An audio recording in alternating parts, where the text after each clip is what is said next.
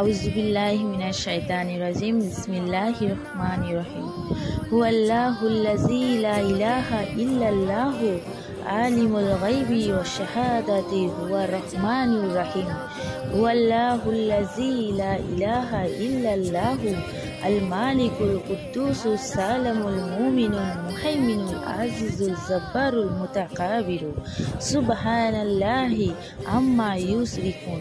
হুয়াল্লাহুল্লাযী খালিকুল বারিউল মুসাউইরু লাহু আসমাউল হুসনা ইউসাবিহু লাহু মা ফিস সামাওয়াতি ওয়াল আরদি ওয়ালা হুয়াল আজিজুল হাকিম।